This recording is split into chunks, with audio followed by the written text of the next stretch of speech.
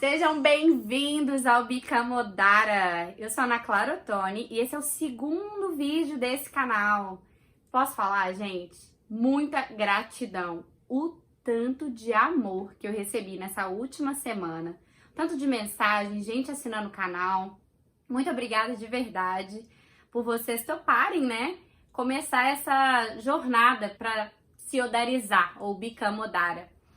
Se você ainda não se inscreveu no canal, por favor, assina aí para você receber as notificações, especialmente porque hoje a gente vai começar uma nova série sobre autoconhecimento. Vão ser 15 vídeos, vai ser muito legal. Mas antes da gente começar, eu queria falar o seguinte. Naquele primeiro vídeo, quando eu falei sobre mudar o mundo, eu sei que muita gente deve ter pensado, Ana, você é uma sonhadora ou ingênua, não é bem assim. E eu entendo, gente, é difícil pensar que o mundo pode ser um lugar melhor quando a gente vê manchetes como essas, ou essa, ou essa. Mas pra mim, o que é mais difícil mesmo é a gente mudar as vozes dentro da nossa cabeça. Sabe aquelas vozinhas que ficam dizendo assim: você tá sempre atrasada, você esquece as coisas, você nunca faz nada direito, eu sou cabeça dura. Então, a gente tem uma tendência nata em realmente associar essas vozinhas como verdades, quando muitas das vezes elas nos dizem mentiras. Sabe por que isso acontece? Porque essas vozes, elas existem para nos proteger.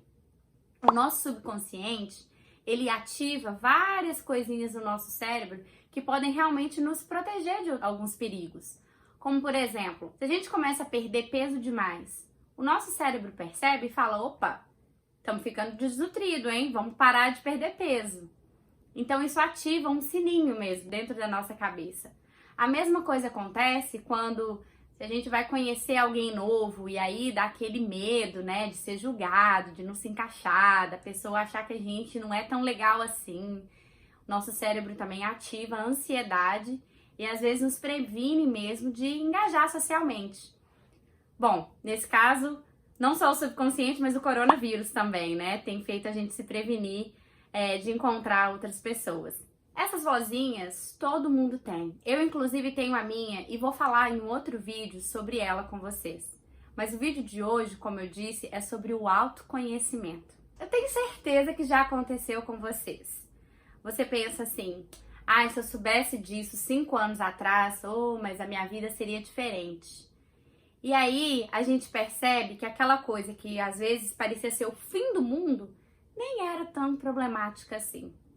Tá vendo? A gente é capaz de mudar. E essas mudanças às vezes acontecem com o tempo. Mas não é o tempo que passou que determinou que a gente realmente mudasse. O que mudou de verdade foi como a gente percebe aquela memória. Por exemplo, quando a gente fala sobre perceber nossas conquistas. Se a gente está treinando para pegar um certificado e aí a gente recebe o certificado, ou quando a gente vai fazer faculdade, recebe o diploma, é fácil perceber essas conquistas, né? Elas estão ali, são palpáveis. A gente pode toda vez voltar e percebê-las. Quando a gente acaba tornando bem natural, né? Seja estar na nossa profissão ou no nosso trabalho, a gente acaba nem dando tanto crédito para essas conquistas. Mas e as conquistas internas? Quando que a gente percebe que a gente amadureceu? Difícil, né? Ninguém recebe um certificado de melhor pessoa. Eu adoro uma frase que diz: as pessoas só mudam por 2 razões. Por inspiração ou desespero. E aí é muito fácil perceber quando a gente muda por inspiração, né? Quando a gente tá apaixonado, e aí larga tudo, vai viver aquele grande amor, faz o que for, porque você tem todo aquele gás mesmo pra fazer aquela mudança. O problema é quando a mudança vem com desespero, quando a gente tá na merda mesmo. Porque aí a gente tem que tentar identificar maneiras de sair daquela merda. Vamos, por exemplo, pensar, quando a gente fala assim, não, É isso, segunda-feira, vou entrar na academia, vou começar a comer melhor. porque, sei lá, porque você quer ter um filho, porque você quer estar mais saudável, seja lá qual é a sua razão. E aí você começa a fazer essas mudanças. Ou, por exemplo, você fala, Gente, eu só tô ficando no Instagram, deixa eu comprar uns livros, eu preciso aprender mais coisas. Aí você compra aquele tanto de livro, ou você termina com aquele relacionamento que você tá ali empurrando com a barriga e fala assim, vou mudar. Aí passa uma semana, um mês, você já não vai na academia, já voltou a comer comida fast food e tudo mais, voltou com aquele relacionamento. O que aconteceu? Esses padrões, né, que a gente começa alguma coisa e volta, parece que fica na estaca zero, parece que realmente assim, nossa, que frustração, nada deu certo. Por que isso acontece? Pelo menos 3 coisas podem ter acontecido. A sua motivação não era tão real assim. O porquê você queria fazer aquela mudança, talvez você não tenha identificado ainda direito o que é que você realmente precisa mudar. Às vezes, realmente falta força de vontade. Mas na maioria das vezes, é porque essa mudança foi drástica demais. Sabe aquela coisa do 880? Então agora eu não como carne. Pronto, parei, não como mais, não faço nada disso. Não é bem assim, gente. A mudança, quando ela é gradual, ela tem muito mais chance de realmente ser efetiva. E é por isso que eu quero conversar com você sobre a neuroprogramação linguística. A neuroprogramação linguística, ou NPL, nada mais é do que uma maneira de você aprender a própria linguagem do seu cérebro. Tem um livro que eu gosto muito, que chama NLP, esse aqui tá em inglês, eu vou colocar na descrição o livro em português também para vocês. A neuroprogramação linguística tem tudo a ver com entender qual que é a linguagem do nosso cérebro. Neuro está associado aos nossos 5 sentidos: a visão, a audição, o olfato e o paladar. E também o tato, claro, são 5, né? Linguística, por quê? Está associado à nossa linguagem, não só a palavra mesmo, né? As frases e tudo que a gente fala, mas também a nossa própria linguagem corporal, a nossa postura, os gestos, as nossas expressões faciais, que muitas vezes acabam revelando algum pensamento nosso. Já percebeu? Quando você fala assim, você gostou da comida? Aí você faz, não tá uma delícia. Fala a verdade. Dá pra gente entender muito sobre o que a pessoa quer dizer com a própria linguagem corporal, né? E a programação está associada aos modelos, são os modelos mentais mesmo. Como que a gente faz para mudá-los? Bom, primeiro a gente precisa entendê-los. Lembra lá no primeiro vídeo, quando eu falei que eu promovi algumas mudanças na minha vida, que os meus amigos começaram a usar, e aí eles mostraram pros amigos deles, e aí gerou aquele efeito em cadeia? É isso que o modelo faz. Eu preciso aqui falar sobre o Tim Ferriss. Ele é um empreendedor, que é autor de vários livros fodásticos.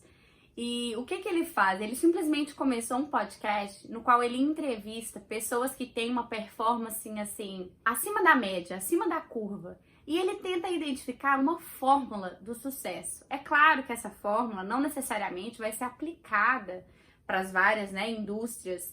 Ele entrevista gente de tudo quanto é área.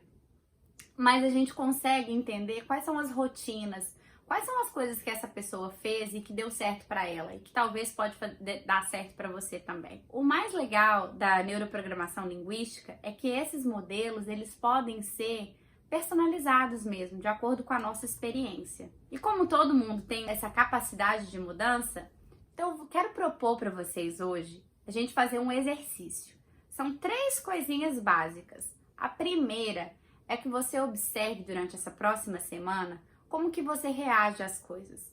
Seja quando você perdeu o ônibus, se você já tá, fora da quarentena, seja se alguém fez alguma coisa que não foi legal, que te magoou, como que você reage a essas coisas? A segunda coisa é perceber os nossos padrões, aqueles hábitos.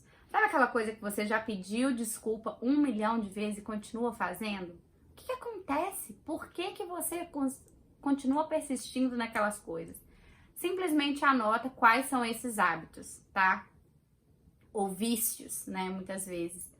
E a terceira coisa é perceber como que a gente se comunica internamente e com os outros.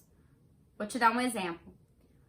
Quando você fala, eu sempre tô atrasada, eu nunca lembro das coisas, nossa, não esquece de pedir aquele relatório. Olha, a gente vai sair, mas pelo amor de Deus, não me envergonha. ou quando a gente fala assim, eu nunca chego no horário. E aí nem adianta, porque eu sou cabeça dura mesmo, ou eu sou cabeça de vento, eu esqueço as coisas. Todas essas coisinhas que a gente fala, elas identificam um tipo de padrão de linguagem. É importante que a gente anote elas também, tá? E aí, eu quero propor também que você faça uma análise das perguntas que você faz para você mesmo e para as pessoas ao seu redor.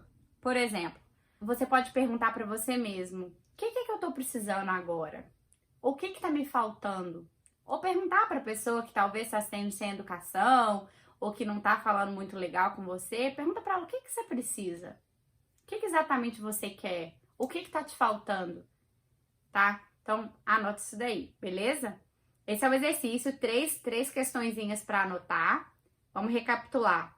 A primeira é observar como você reage a certas coisas que acontecem na vida, sejam elas boas ou ruins. Por exemplo, como que você reage a um elogio?